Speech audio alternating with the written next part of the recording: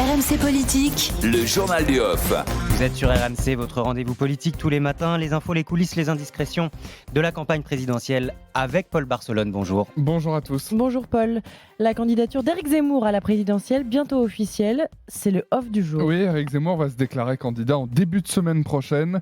Un choix stratégique qui ne doit rien au hasard puisque c'est mardi soir prochain, dans une semaine donc, qu'a lieu le dernier débat télé des Républicains avant le Congrès. D'ici là, faites confiance à Éric Zemmour pour continuer de prendre un malin plaisir à faire durer le suspense. Vous serez informé en temps et en heure, répond-il, à chaque fois qu'il est interrogé sur sa date de déclaration de candidature. En fait, il a été contraint d'accélérer ces derniers jours. Oui, parce que après avoir animé la pré-campagne, il connaît une séquence politique un peu plus difficile, due notamment à sa conférence de presse devant le Bataclan le 13 novembre, aux critiques aussi sur sa gestion de campagne, sur la gestion de la campagne dans son camp, et puis à un trou d'air dans les sondages. En attendant le début de semaine prochaine, donc, Éric Zemmour se rendra à Marseille vendredi. Selon nos informations à ce stade, ni réunion publique, ni déplacement dans les quartiers nord ne sont à l'ordre du jour. La population des quartiers nord n'est pas franchement très contente de le recevoir grâce à un de ses soutiens sur place.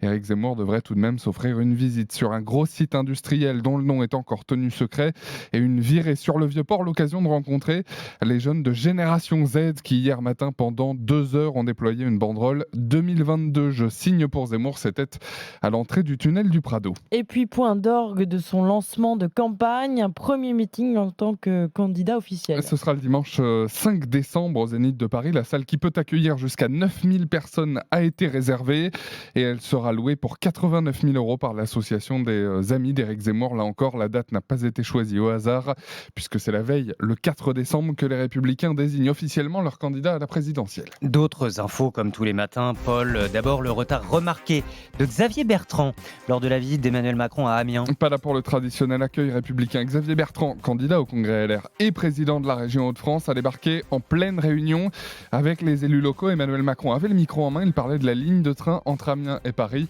Je vous le donne en mille, cette ligne de train elle est de la compétence de la région. Remarquant le retard, le chef de l'État a donc proposé à Xavier Bertrand de prendre la parole, qui a poliment refusé. Pas du goût de l'Élysée pour qui ce retard, je cite, politise le déplacement d'Emmanuel Macron. Un autre déplacement qui tombe à pic, celui-là, pour Fabien Roussel. Visite en Guyane aujourd'hui et demain matin, puis à la Martinique et enfin à la Guadeloupe vendredi et samedi.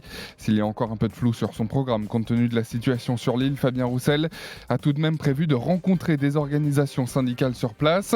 Un pied de nez au gouvernement, la colère se manifeste sur fond de défiance de l'exécutif, estime un de ses proches, et un pied de nez aussi au reste de la gauche, notamment au vert de Yannick Jadot, qui a dit trouver normal l'envoi de forces de police sur place. Ce n'est pas notre vision des choses, tranche l'entourage du candidat communiste. Et puis, c'est à la une ce matin, Jean Castex positif au Covid, mais Oui. comment va-t-il ? Il souffre d'une légère toux, le Premier ministre. Il s'est mis à l'isolement dès hier soir pour 10 jours. Isolement jusqu'au jeudi 2 décembre donc, date à laquelle il n'aura pas besoin de refaire un test d'ici là. Son emploi du temps est aménagé et ses rendez-vous se feront, comme la réunion avec les élus de la Guadeloupe hier soir, en visioconférence.